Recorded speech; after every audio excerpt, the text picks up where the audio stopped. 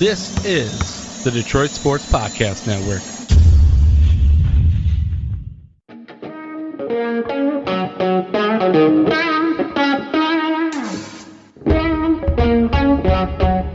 The biggest icon in podcasting.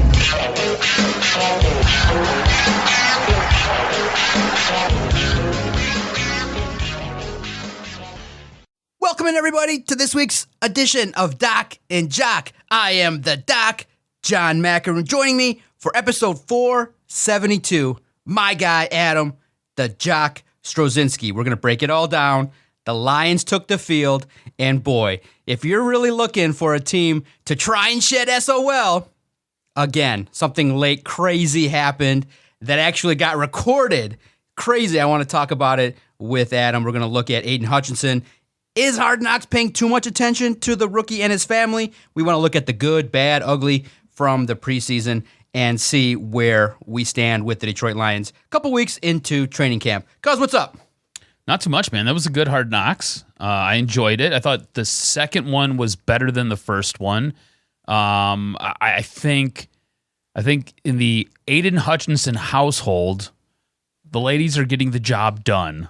I think Mom's might have had a little bit of work, but she's still looking strong to quite strong, and the sisters are doing A-okay for themselves as well. So it's good. I mean, look, here's the deal. You and I both know this. Sex sells. So you got a pretty face, we'll put you on. Just kind of makes sense, right? See, and that's where I think people that were complaining about it are saying, wait a minute, there was only one critique I would have had, is that they had a play run, but they still kept the camera on the Hutchinson family. Mm-hmm. Like, I would have shown the football play first and then the family reaction. But they stuck with the girls like, oh my God. And it's like... Or do something side by side. Exactly. It didn't need, really, I think...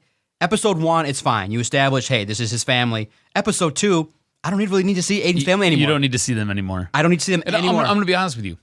Chris, his dad, he's fantastic. Like he is a fantastic human being.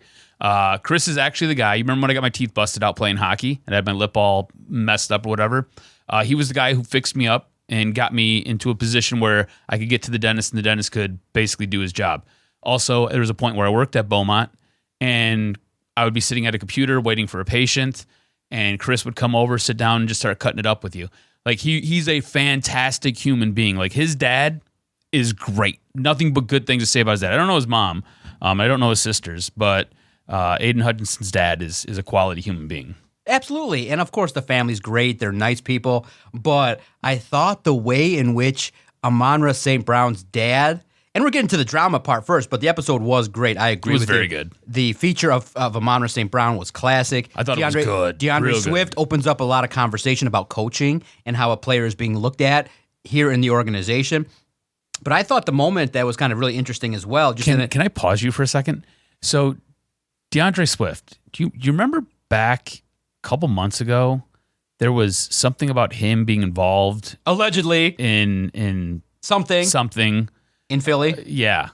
We've not heard anything about that. I think it went away. I don't think it was real in regards to all that because people would have dug into it, but it kind of was definitely swept under the rug because it was serious. It was very serious. Very serious alleged situation that went down, but I don't think people have looked into it, or I don't even think it was true. Because do you think they address it at all in this? No, not at all. This is a puff piece.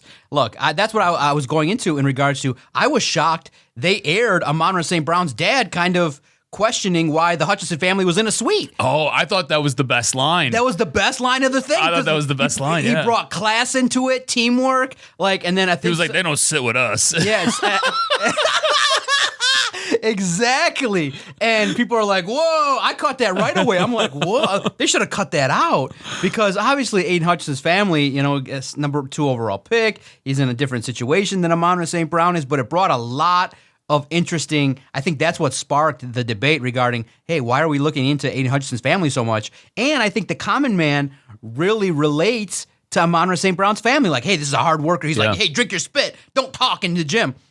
My favorite moment, though, that still has me to the ground, was this bodybuilder, Mr. Universe, right? And he's like, I'm going to show you guys how to really work out. He's like, most people, they sit there and they do the bar like this. And I'm showing you how they do it. He's breathing. And I started laughing because that's exactly to a T how I do the bar. I just hold it. And I'm just like, push down. And he did the breathing thing too.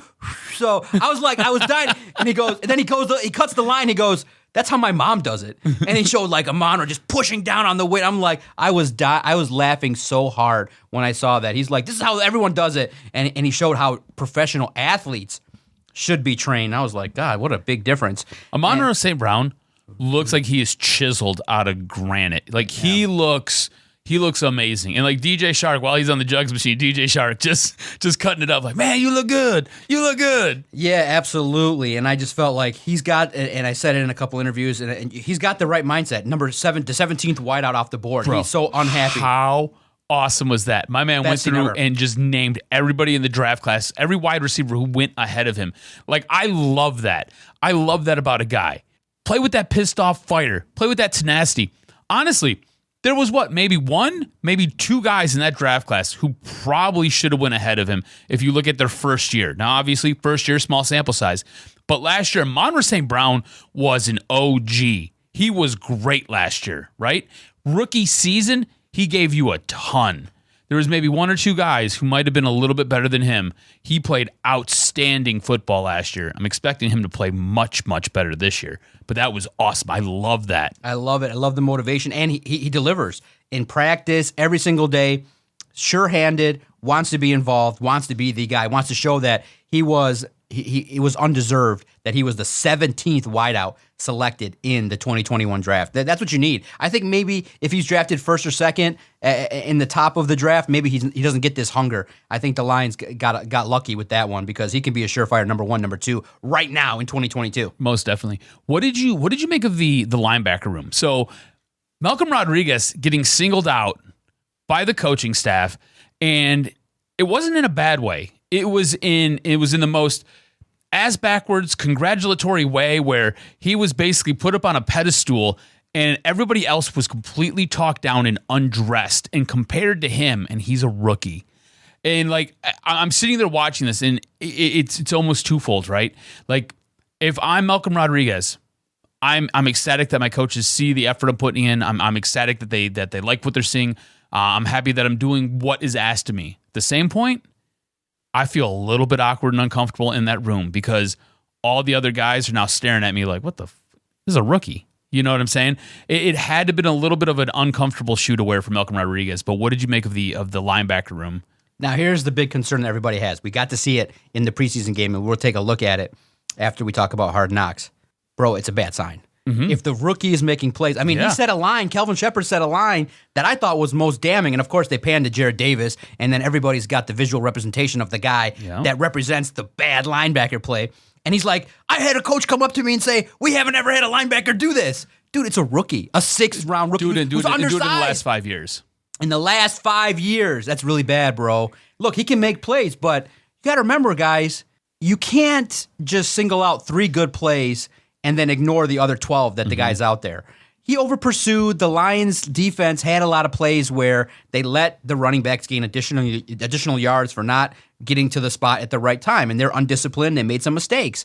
So, yes, Malcolm Rodriguez gets it. He makes plays in practice. But at the same time, practice is also tailored in a sort of way where you're not going 1,000 miles an hour. It's not game speed. You're not truly representing what's going on in a game. What truly goes on in a game actually goes out on the football field. And so that's why when we get to the preseason talk and we talk about, well, it was vanilla and we can't read too much into it. No, it was vanilla and you still missed tackles. Yep. You still didn't contain the edge. You still made mistakes. So you think because you spend all week practicing and then the other team spends all week practicing that all of a sudden you're just going to step it up. No, you want to see it when it's vanilla. That's my thinking. But no, it's really, I'm concerned. And bro, they're just undersized. They're not beefy, and They miss. They have a hard time setting the edge correctly. The defensive linemen and the linebackers struggle with tackling. Talk about what we were talking about pre-show, because I think pre-show you brought up some really, really good points. You were talking about the way that the Detroit Lions look compared to the Indianapolis Colts, and kind of go into that a little bit, because I think that's a really good point. I think that helps highlight what you're trying to say. Absolutely. In this day and age, wide receivers are all 6'2", muscular, fast. Tight ends, massive, can get across the middle. When you go, here's the problem that you're going to have. Yes, Malcolm Rodriguez against Jamar Jefferson is going to be okay. He's going to make plays. But now you're going to ask Derek Barnes and Malcolm Rodriguez to cover Jake Arthur over the middle. The dude is massive for the Colts. So you're going to ask him to do that and make that a responsibility. You're going to ask them to recognize quicker how to decipher whether it's going to be a run action or a pass. Get out of here. It's just way too difficult. And look, in the end, the offense is set up to allow you to do more things. Look at what the running backs were able to do for the Falcons. They're able to recognize a block, and then they're able to shift real fast. They have the advantage over a linebacker in that the linebacker has to basically just go full speed and make sure he wraps up the person. The running backs have the ability to juke and move and be shifty and elude defenders, and that's why you got to be on point with your keys and you knowing where you need to be, and avoid getting your jockstrap ripped off by these running backs. And Jared Davis had a play where it's now shown where, Malcolm Rodriguez is next to him to the right, and Jared Davis is set to the left, and Davis completely goes the wrong way and goes off to the right. He's way off in the picture, and Rodriguez has to circle back around to the left side of the field and make the play.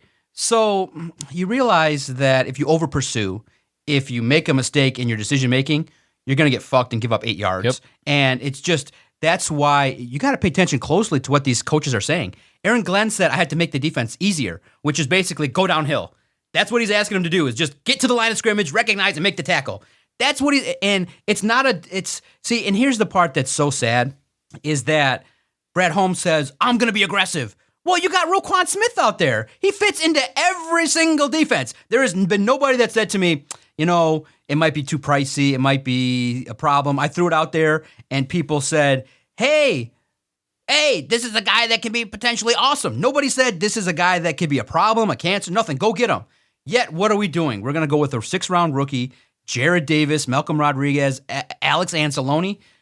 Don't you think Roquan Smith would instantly give you a character? But this is a team that now is being run by the safeties.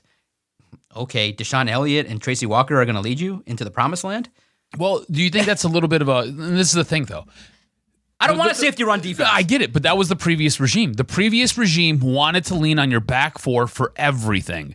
Your back four were basically your quarterbacks in the huddle. Your back four had to play, it was essentially a style of a prevent defense the entire time. So where your strength on this team lies is really in that back four. So you're right. Right now, that's how it has to be run. You don't have linebackers on this team. The linebacking core is absolutely awful. And I think you've seen that. We can kind of start getting into the show a little bit and kind of intertwine both Hard Knocks and what we're going to talk about today. But the linebacking play is not good. It's piss poor. And the linebacking talent, the talent in that room isn't good. Like Malcolm Rodriguez, the reason that everybody's so high on him is because out of all the turds in the room, he's the one who is less shitty. Like legitimately. That is what it is. And look, I'm excited for Malcolm Rodriguez. I think he might work out. He might be that 6th-round pick that pans out. Dude likes to hit. He had a play on special teams and in the start of the game, went down and lit a dude up. I liked it. I jumped off my seat. I was like, yes, let's go. That's good. That's what you want to see out of your linebacker. Let's go. And then he had a couple plays during the game where you're like, all right, looks like he can do something. But at the same point, you're right. It's 6 of one, half dozen of the other. Couple really good plays, and then over pursuit, out of position, what's going on here. And I think some of those things get cleaned up as they practice, as he gets a little bit more experience in the league. You got to remember, NFL, everything runs 10 times faster than it did in college. You know, you can look at somebody's college stats and you're like, all right, those are really good college stats. How does that transition to the NFL? Well, everything moves 10 times quicker at the NFL level. It's amazing. It's like you go against the best team every single week, you know? In college, you'll have 1 or 2 teams that are absolutely elite. In the NFL, they're all that elite team. Like every team you go against every week is that elite team compared to what you went to in college. So I think there are some good things with Malcolm Rodriguez. There are some bad things. I think they get cleaned up, but the linebacking play has to get better. And yeah, Roquan Smith makes this team better if he's brought in. But I don't know if the Lions want to spend whatever it's going to cost to get him here. And then once you get him here, you got to work on re-signing him. And again, I don't know if they want to spend that. I feel like this team and what they're doing right now is they're kind of playing with 1 foot in the water, 1 foot on land, right? And the season's going to kind of dictate which way they go, because I think this team doesn't necessarily want to win, but it doesn't not want to win, if that makes sense. If this team gets off to a hot start and this team starts racking up wins and they have a chance to make the playoffs, of course they're going to take that. But if by hook or by crook, this team ends up drafting in the top 5, I think they'll be just as happy because they have the chance to go get that franchise quarterback. We were talking pre-show, and I said, I'm telling you right now, best thing that could happen to this team is that they look really, really good for the first 3 games. Jared Goff looks like he's got it, looks like he put it together, looks like everything's going really, really well. But some kind of catastrophic injury happens, blows out his knee, gets hit real hard, and he can't come back. And the team goes out, they're competitive, they try hard, but again, it's another lost season. That puts you in position to go get that franchise quarterback, that guy that you can build your team around, that guy who you have said multiple times, in order to win in this league, you need to do it on the cheap with the quarterback who's really, really good. You can go get that guy if that happens. Everybody's saying that the Jets are probably going to be the team that's going to finish worst in the NFL.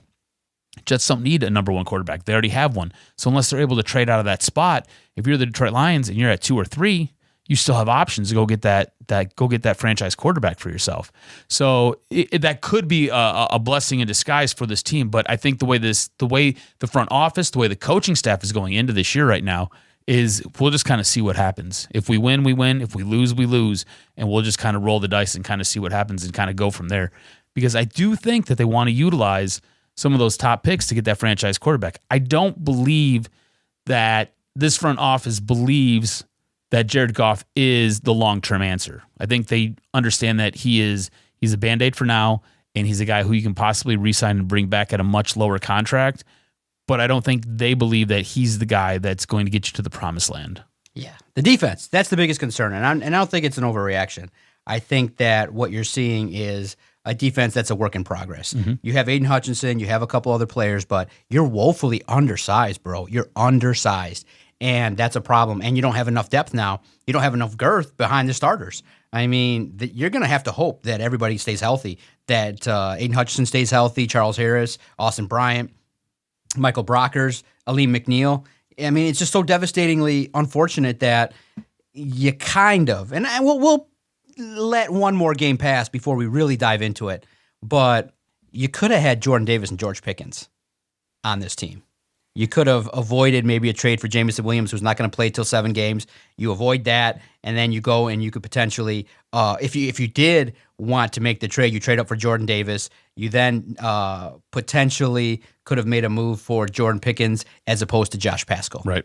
So George Pickens looked good in his preseason debut. Looks like a for sure sure-handed dude. The stuff coming out of Pittsburgh's camp, lovely. It's unreal. So I don't want to do that. I don't want to be that guy. It's early, but we're not seeing Josh Pascal. We're not seeing Jameson Williams. And I don't know if that move was a patience move, but I'm just fingers crossed that when he comes, that he just shows up and catches the football, looks like he has connection with Jared Goff, and makes some plays. Because you now see Jordan Davis, who already has a viral video of himself blocking a dude 15 yards back, making him look like a little peon. So what's your concern level? 6. Jared, okay. I haven't even asked you the question yet. I know the defense isn't good. This is with Jared Goff, and this is with Jameson Williams. So Jared Goff, I believe it was last year, in a couple of different interviews, and he was even asked this in a recent interview where they talked about how long does it take to kind of get that chemistry. And you kind of seen with Jared Goff, he's got to trust you. If he doesn't trust you, he doesn't necessarily throw you the ball, or he doesn't have the best rapport with you, the passes really aren't that crisp. You kind of seen that last year. How long do you think it takes for him and Jameson Williams to get on the same page? And does it take a while? Like, he's talking, it takes all of preseason and it takes a couple of games. This guy's going to probably come in week 7. I mean, he's going to come off the PUP list. I think he maybe starts week 7 if we're being generous with when he starts to play. Week 7. So if it's going to take a couple of weeks and take all that time. A month. I think a month to get fully in lockstep, because you got to know where the person is. You got to have that vision. You got to have that chemistry that Maybe obviously the vertical pass can potentially be set up with the run. So what I'm talking about is optimal. Like, hey, we're in sync like Amon-Ra is with Jared right now. Yep. So to get like that, I would give it a month. After getting into practice and game time and adjustments, it's going to take time to see exactly, to fine-tune where Jameson likes the ball to where Jared gets it. And then, I would think that the number 12 overall pick is going to get a lot of extra attention. So I think what the best case scenario can be is that Chark and Amon-Ra just blow up because people are so scared of the deep threat that Jameson can have. You just open it up a lot more. You saw the 18-yard pass to the tight end horizontally. That was great. It was great. That was great. So if you can have a horizontal threat with a couple tight ends and then a vertical threat combined with DeAndre Swift, now your offense is lethal and can do something. So I'm happy. I'm not concerned regarding Jameson Williams. I think that he's going to be talented, and they've done it the right way, keeping him very, very guarded. When he hits the ground, he's got to produce. It's going to have some pressure on him, but he's got to produce. He's got to be a lethal threat. He's got to at least portray that he can take the top off of defense so that Amon-Ra and Chark and Reynolds can get some stuff done. So I'm hoping he's got to be the home run threat. It doesn't have to be week 7, 8, 9. By the time weeks 10 through 18 happen, when the schedule shakes out, I want to see some plays. I want to see a couple touchdowns, a couple 25-yard or more gains in the air, and then we'll see what happens. But really, the bottom line, just off of what we've seen in Hard Knocks, I just don't know. Like, how does that happen? Because you just had your most beautiful offensive drive, first drive. It's nice, balanced, run. You make some plays. You even survive a mistake when the ball hits Jamal Williams in the face and just is a drop. You then have a beautiful 9-yard run from Swift, and then your defense just goes out there and has no momentum whatsoever. Aidan makes with Aidan making a couple plays, they just allow Marcus Mariota to just do. And I was just sitting there so deflated, like, you just can't play defense in this league. And I just can't imagine and especially after what Hard Knocks showed us with Aaron Glenn going, boys, we got to draw a line in the sand. We got to finally get over the hump. He highlights 2 players in Jonah Jackson and I think Brock Wright, who have won a shit ton of games in college. When are we going to get to that point? First team defense goes out there and gives up a touchdown. A 9.5-minute drive. It was so disheartening because you just never felt that the defense, like, you know what I mean? It's kind of like if we said to ourselves with this podcast, hey, there's something with the audio. We'd say, okay, let's buy this and take care of it. Yep. But the clear issue is defense. I just wish they would have went more ballsy to the wall to show something. So I think the big issue with this defense, obviously the front 7, I don't think it's very good. I don't really think there's a lot of good depth there, at least not yet. But I think the big issue with what you're talking about with the first preseason game, with that first drive for the first team defense, the Atlanta Falcons were regularly shooting themselves in the foot, taking penalties. We talked a lot about we talked about what Aidan Hutchinson did, right? And how Aidan Hutchinson looked good in that first preseason game. Aidan Hutchinson drew a big time penalty in that first drive, ends up pushing them back 10 yards. And next thing you know, Atlanta gets the ball, goes downfield, picks up first down. And then Atlanta takes another penalty, moves them back, goes down, picks up first down. Next thing you know, they're in striking distance, and you've got guys over pursuing plays. There's big gaps. Next thing you know, Mariota's running to the end zone, getting a touchdown. That defense, even with Atlanta shooting themselves in the foot regularly on that first drive, still chewed up over 9 minutes of game time. Still was able to put a touchdown on the board. Still was able to run through you like a hot knife through butter. Still, you weren't able to stop them. It was frustrating at the highest levels because you've seen a lot of good. There was a lot of good stuff to take out of there, but at the same time, this defense just isn't talented enough. It's just not good enough yet to where it can even contend with a team like the Atlanta Falcons, who, let's be honest, the Atlanta Falcons aren't a very good team. The Atlanta Falcons offensively aren't great. Marcus Mariota is your starting quarterback. That's your starting quarterback right there. You're bringing in Drake London, who's going to be your big play wide receiver this year. You've got Kyle Pitts, who's your big play tight end. Basically, he's an oversized wide receiver.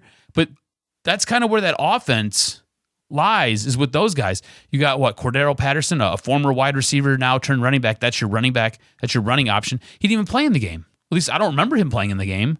So it was like team 1.3 for Atlanta, right? It wasn't even the first team. It was like the dialed back version of it, and they were still able to go down the field on you and control. It was controlling the game. It wasn't even the fact that they were able to score. It was the way that they were able to score. Like, they put themselves in a hole and they didn't panic.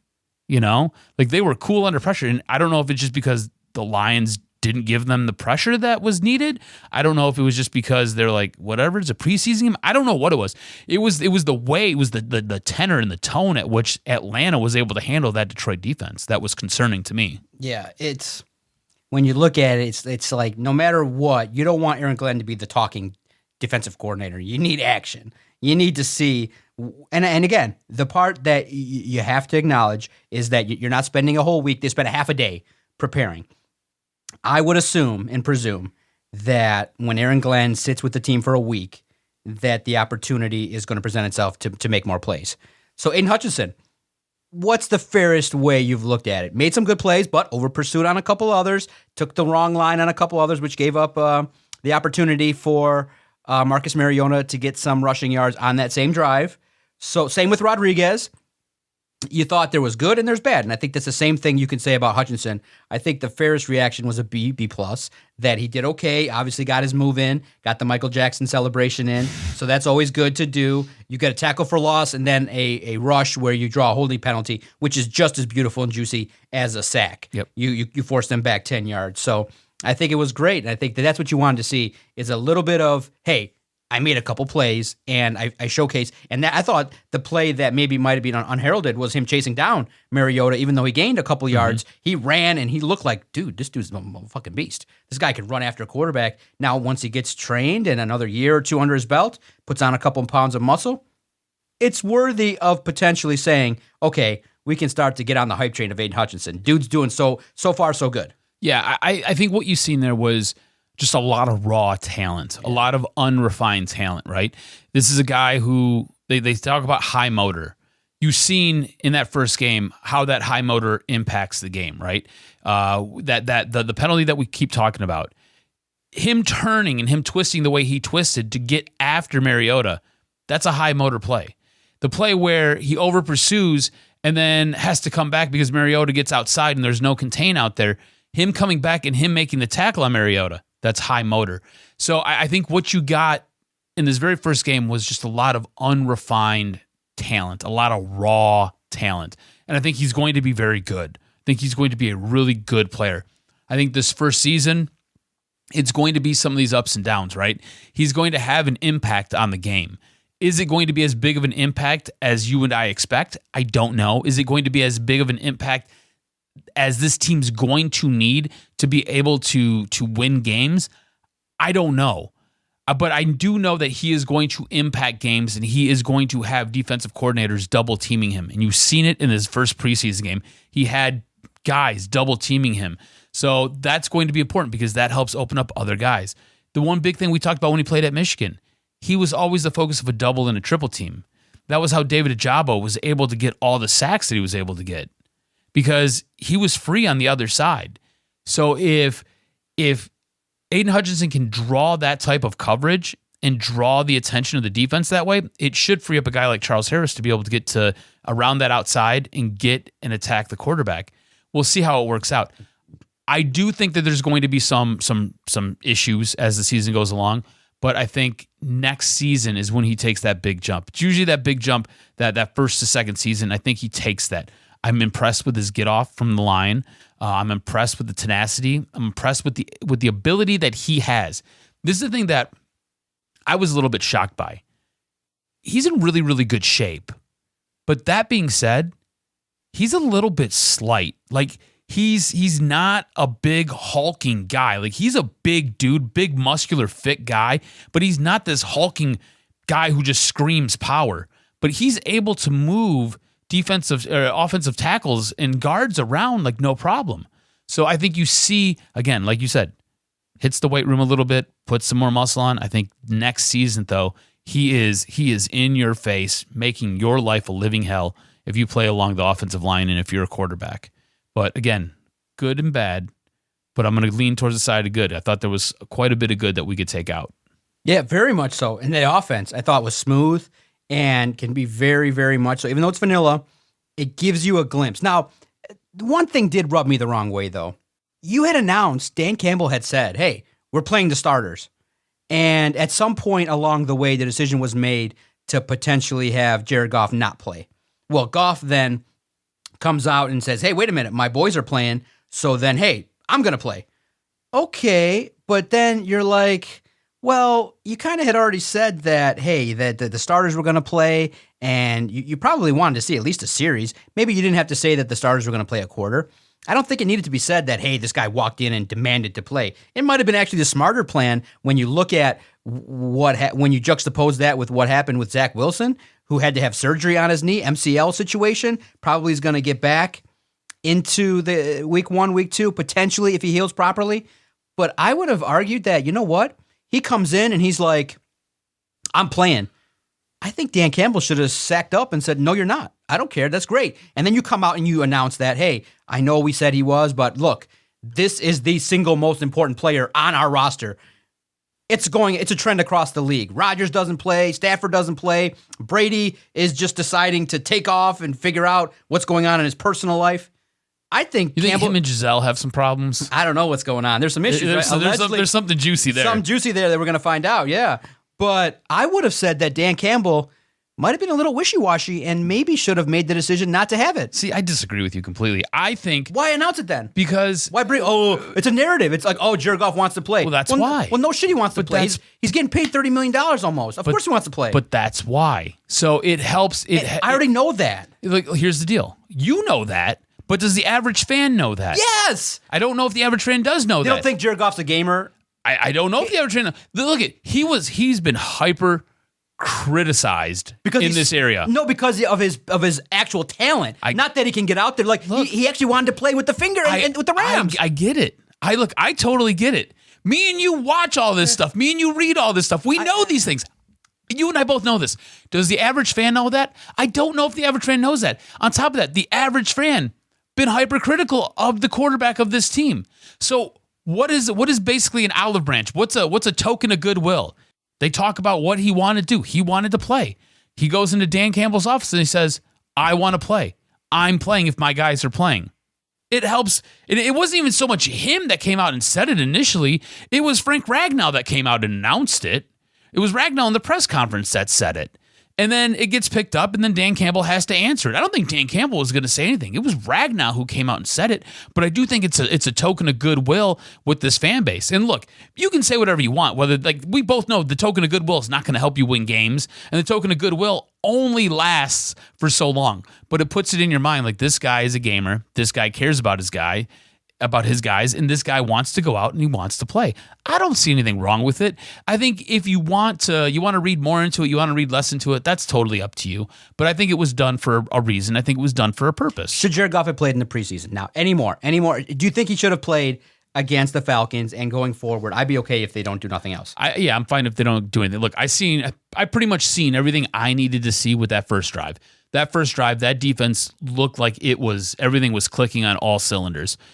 Besides the drop pass that basically hit Jamal Williams in the hand and in the head, besides that, what could you really complain about? I mean, there wasn't a whole lot that you could take away and you could be like, man, that was a negative. They ran a really vanilla offense. I thought they looked really, really efficient running that vanilla offense. I thought they looked good. I think when you start game planning, you start installing more of that offense, I think it's going to be really, really good. I like the play call. I like the selection. I like what Jared Goff did. The one critical element, or the one things I can criticize, is on the play that Jamal Williams dropped the ball. I felt like Jamal Williams was wide open. Like I know he's the safety. He's the last guy in the progression. I get that. But I felt like he was wide open all day long.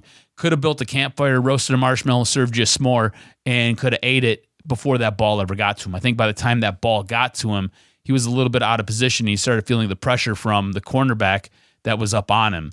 I felt like if Jared Goff gets him that ball a little bit sooner, that's a positive play. Instead, it was a whatever play. Yeah, and it was nice that something that you wanted to see was the offensive line click. Bro, if that offensive line can hold up like that, then the run game opens up and it holds up everything that can be positive for the Detroit Lions offensively. Now, turning back to the defense a little bit, Jeff Okudah gave up a couple plays but looked solid when Will Harris unexpectedly left the game. And I think what you're seeing a little bit more of is that he likes to I think for him, it's going to be beneficial to him.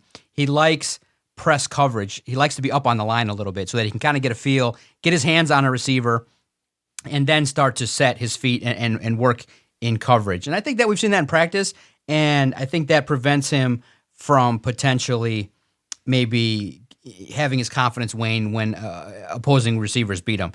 Look, it's just unbelievably hard to play corner. These receivers are very adept at finding the angles, making their routes, but I think for the first couple weeks, so far, so good. Yes, there's going to be times when shifty, speedy receivers can get by him, and maybe they'll find ways to protect him with safety help, but so far, so good. I think he comes away with the first game, at least getting his feet under him, getting comfortable, and figuring out how to best work his way back into the fold. And I was okay with what he did.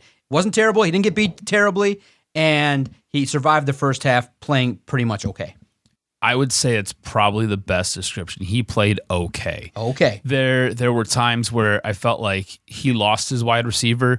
I felt like there were times where he was basically playing behind his receiver, and by like behind, like he's not in front of him where the quarterback's in front and then the receiver's in the middle between them two. No, it was basically he was the middleman between the wide receiver and the quarterback, and that's a spot where you don't ever want to be if you're a corner. So I do think he played okay.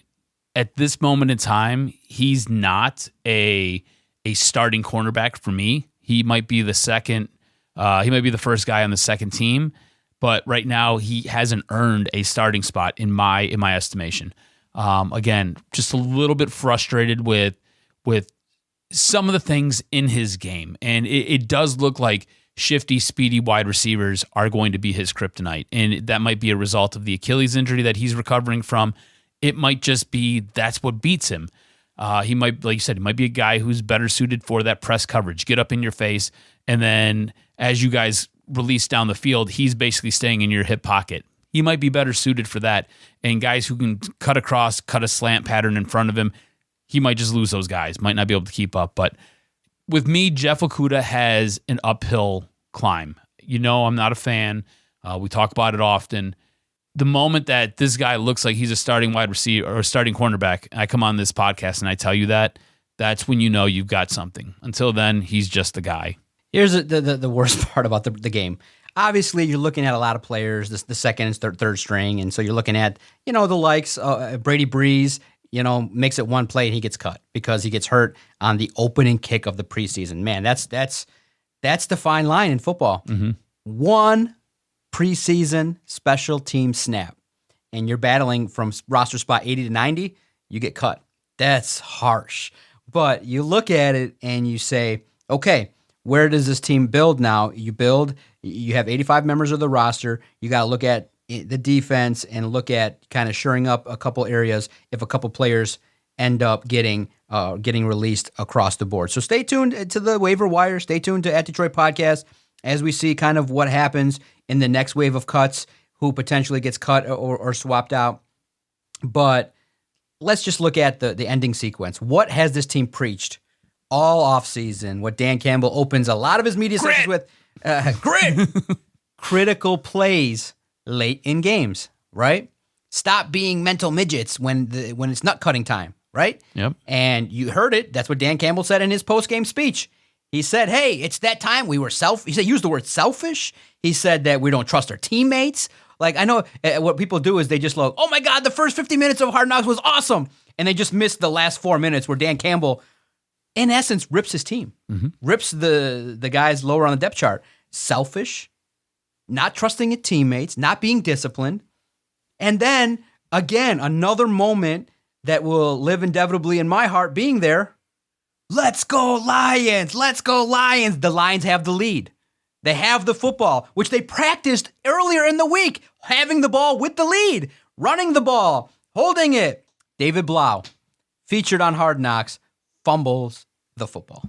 Ball hit him right in the hands. And he just drops it. Like, literally, the worst kind of turnover. It wasn't like a Falcons defender ran up on him. He just literally panicked when the running back was going to approach him. And in essence, fucked up a fundamental play. Yep.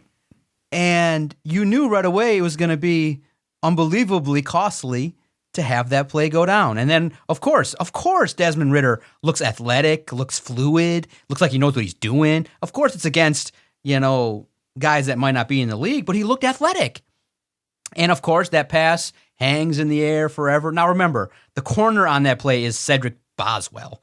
So he's never going to be on the field in that situation late in the game. But the ball hangs lovely in the air, and the receiver catches it. Didn't it feel like, though, that Boswell could have made a play on that? No, it never was going to happen. He's tiny. I'm watching it, I'm just like... The guy's tiny. The ball is just still up there. Yeah. Like, how is it still in the air? It wasn't even like a beautiful dart. It was lob. It was, yeah. It was like a kick return. It was, dude. It looked like somebody was out there playing 500, right? Yes. It's just like, let me just lob the ball up and 300, and somebody go catch it. Mm-hmm. And it would be a Falcon. Yeah, it was like it was such poetic. Poetic. It was such a Lions type of finish. You know what I'm saying? It really was. Mid-season Lions. When's that shit gonna stop? It's important. You're winning the game. You're now within 2 minutes, 3 minutes, right? And you turn the ball over, and it's like, okay, all the defense has to do is just make a stop. And who was it? It was Lucas had a chance for an interception, ends up dropping it, and then next thing you know, there's this lob pass to the end zone, and to me, I swear to God, I felt like the cornerback could have just put a hand up and just shielded the wide receiver's eyes. Take a penalty. Anything. Could have did anything. Just take a penalty. Let him walk it in. Could have did anything. Absolutely. And instead, I think what's so frustrating is this is the shit they talk about. We're embracing SOL. Why would you embrace that? Why would you put that shit out there? You don't want to embrace SOL. You want to stop, finally, make the play. You just had Aaron Glenn tell you guys, we want to draw a line in the sand. Does that mean nothing? What does that mean? Eventually speaking, he comes out there and he's talking. It was crazy. But like you said, there was a lot of good to take away. Still a preseason game. The final roster will have talent, and it'll be okay.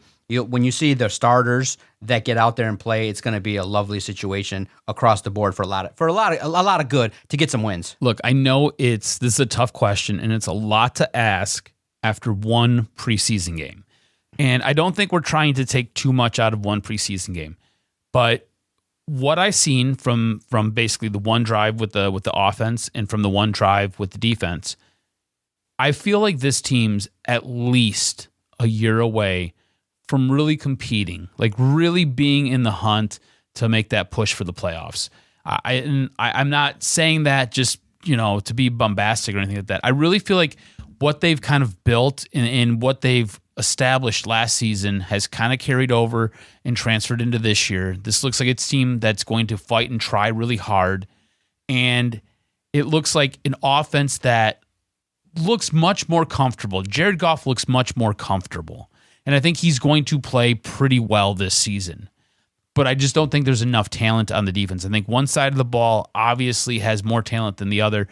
And it feels like this might be a team that's going to have to win in shootouts and is going to have the offense with the ball at the end of the game in order for them to win games. And because of that, I feel like this team is going to be a full year away from really competing or being in a position to compete for a playoff spot. Is that out of left field, or do you kind of see the same thing? I see the same thing. I like the potential. I like the growth. And I think a line that Dan Campbell said is they're just looking for steady growth week after week. And I think if you start Rodriguez or he's on the second team, if the defense and the secondary, if you mix and match Harris and Okudah, if you can find that unsung hero in the nickel spot, then the defense can be okay. You got to remember the goals. The goals are for the defensive line to take steps forward and be more aggressive. They're not asking for world beaters here. Just do your job, and I think that training camp will help them exponentially get better. And you got to also remember, in football, what can help your defense? Getting out to like a 14-0 lead. I think the philosophy is going to be all pedal on offense, and let's just hold on defense. I think that's going to be the philosophy. Ben Johnson has that in him. He gets mad out of training camp when they're lagging and not with the tempo. Tempo has been the word, like hurry up, move. We want to cause disruption for the opposing defenses. I think this offense can score 30 a game. If healthy, the games are going to be exciting. 30-25, 30-26, right there at the end. The question is going to be late in the games, can they make that one defensive play? All you need is a couple. I think it starts with Philly. If you go out there in Philly and you get trucked again 44-10, all hope will be gone. And, of course, doubt's going to creep in. Everyone's going to be like, this is fucking bullshit. And you got to remember, too, guys, they revealed it. Deuce Staley chirped at DeAndre Swift when he made a touchdown. He said, bro. I love that, by the way. He said, bro, you didn't go where I told you to go. He's like, you're trying to do your hero shit, and fine, you scored a touchdown, but I needed you to do what I told you to do. And I don't know if I like that as much because the dude made a play, and I know he'll get his flowers, but this might be a situation where the narrative is being a little tested where, hey, where's the player love here? The guy scored a touchdown for you from 9 yards out. Yeah, he may not have did the move you asked for, but he still made a play. But and Deuce is riding his ass. I love that. I think that's great. These are the plays we're calling. This is how it's supposed to go. There's a seam there. Hit that seam and let's go. Instead, what you had earlier in that drive, you had DeAndre Swift not hit that seam, not hit the hole that he was supposed to. He tried bouncing it outside, and he ended up getting tackled for, I think, a 1-yard loss, maybe no gain. If he would have hit the seam, would have at least fell forward, would have picked up 3 yards. And then you fast forward to a play down later on in the drive, and it's something similar. You're not doing what we're asking you to do. You need to do what we're asking you to do because it's not just on this drive. There's a lot of things like sequencing, and there's a lot of things where you build certain things into a play. And what happens is it might not pay dividends right now, but late in the game when we need it, that's when it's going to pay dividends. We're going to show a look, and we're going to have you hit the hole, and we're going to have you hit the same hole 3, 4, 5 times. Then you know what's going to happen? Third quarter, we're going to line up in the same formation, and we're going to look like we're going to hit that hole and hit that seam one more time. And instead, we're going to have you bounce it outside, and guess what? Now you're gone for 45 yards and you score a touchdown. There's a lot of that goes into play calling. A lot of times, I don't think players understand that. Players just kind of, similar to what Dan Campbell was saying, are selfish. You're like, well, I need to get as many yards as possible. I need to do that hero shit, like Deuce Staley said. I need to be able to get to the end zone. I need to be able to go pick up this first down. Do what we're asking you to do. There's a reason we're asking you to do it. Go and do it. I think this coaching staff, I see, like, I love that. I love that Deuce Staley's like, you're not doing the job that we're asking you to do. And they believe he can be a star. Like, that's the one thing I took out of this week's episode is they believe DeAndre Swift could be that megastar running back, that do-all guy. I don't know if I believe that. I think he has the ability, but I don't know if I believe that just because he hasn't been able to stay healthy for a full season. There are times where he doesn't look like he wants to run to that contact that is sometimes needed. And when he does get outside, he doesn't have any moves. Doesn't throw a stiff arm, doesn't have a stutter step, doesn't really have juke. It's basically the pedal to the floor, and I'm just trying to outrun you. And if I can't outrun you, I'm just going to step out of bounds. I don't know if he has it in him to be that superstar. It'll be interesting if Deuce Staley can pull that out of him.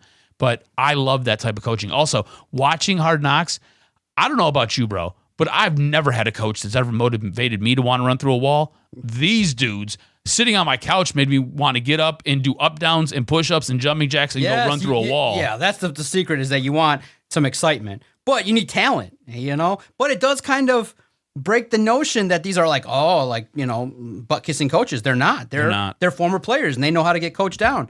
But do you think that this is kind of too much of a puff piece for the assistant coaches, or are you down with that? You're okay with that? I'm okay with it. It seems like it really does seem like the Lions are trying to get Staley a job and get him highlighted and featured. Like, hey, look, man, I hope not. I want to see more Campbell ducking. I want to see more this Campbell. Dude all the time. I don't want him leaving the Detroit Lions. Yeah, I want to see Campbell. Undressing guys? Yeah, talking like you see briefly. You go, oh, you guys are buying stock in Rodrigo. I want to see him talk like the way he talked to you. You got a glimpse of it with Hutchinson. Yeah. Hey, bro, I'm loving what I'm seeing, and I want to see more of that. Like, hey, I'm not happy with this. Talk about when he gets mad in the tempo. So I want to see it. I think maybe we'll get that in the following episodes. More Campbell, yeah. Yeah, but look, I love what I'm seeing from this coaching staff, right? Like everything that you got to see. Was it Kevin Shepard, the linebackers coach? Yep. love him. Love him. I love the fact that he's in a room and he is just ripping the room to shreds because they're not playing the way they're supposed to play. They're not doing what he asks. Deuce Staley, ripping the star running back's head off because he's not hitting the proper hole. He's trying to bounce it outside to do whatever it is that he wants to do. He's not doing what's being asked. I love the fact that you've got Aaron Glenn, who's like, come on, guys, like we need more. You got to do more. And they're demanding more. I love it. I think it's great. And look, me and you both talked about this.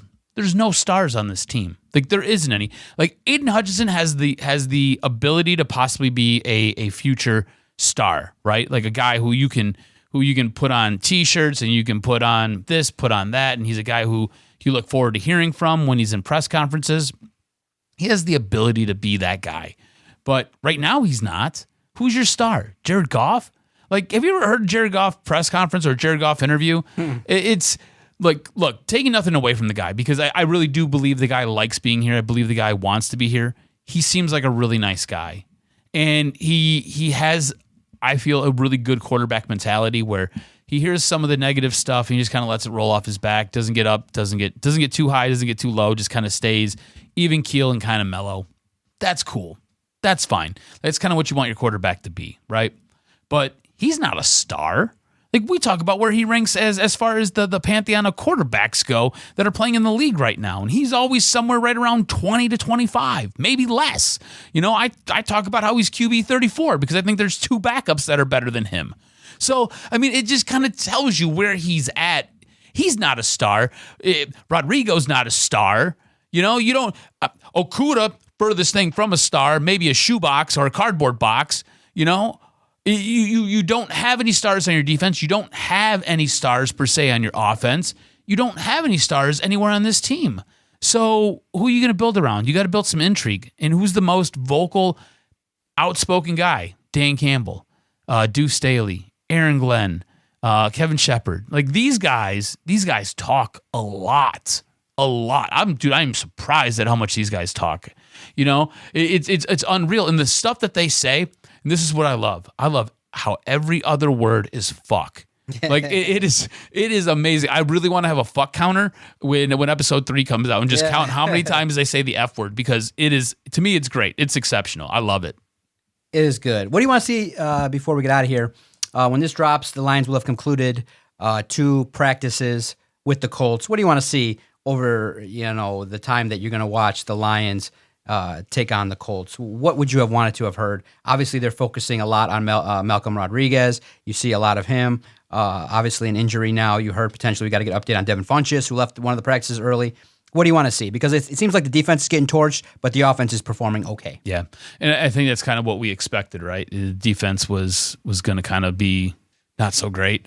What I would like to see is I'd like to see Rodriguez take more steps forward, really kind of cement or at least come close to cementing his position as a possible starting linebacker for this team. I mean, the linebacking core is so thin, and you've seen a spot in Hard Knocks where Kevin Shepard was like, hey, anything you want this season to be, it's there for you. Basically telling him the depth chart's not set, and at this moment in time, you've got a shot to be a starting linebacker your rookie year. 6th-round pick. Let's go.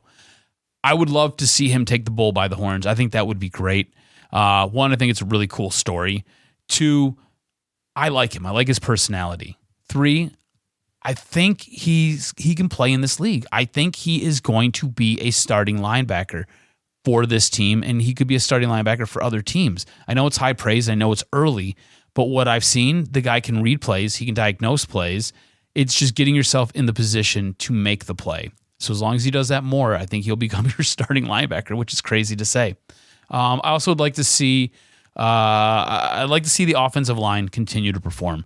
I think that's where this offense really can kind of take off and really gets going is with that offensive line. I think if that offensive line holds up, gives Jared Goff time to throw the ball, allows a guy like DeAndre Swift, Jamal Williams to make plays, also allows those wide receivers to get downfield and make plays. So that's what I want to see in the next couple days. Absolutely, and I think it's going to be great to see how the national media perceives the Lions moving forward. I think a lot of good press has been coming out of these practices. I think it's good to at least highlight Detroit and a lot of the good things that are going on. So I'm very happy and impressed with what everything's been going on. Even though you might not think Hard Knocks is great, at least it highlights Detroit. I love hearing Liv Schreiber do all that with the Lions. I love seeing the features. They obviously talk about Detroit, the city, the sports town.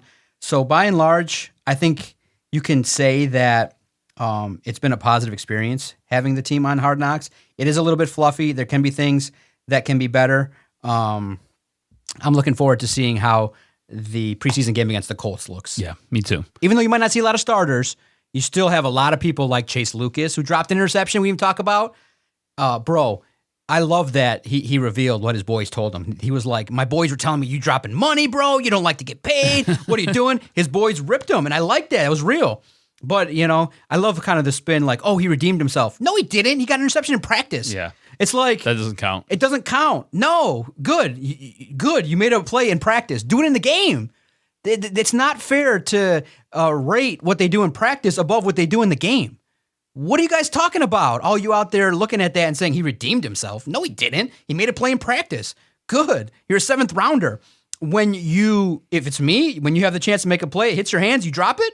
See ya. I don't need you. I need somebody that when it's time and I give you your 7 reps, when that 7th rep comes and it's in your hands, fucking make the play.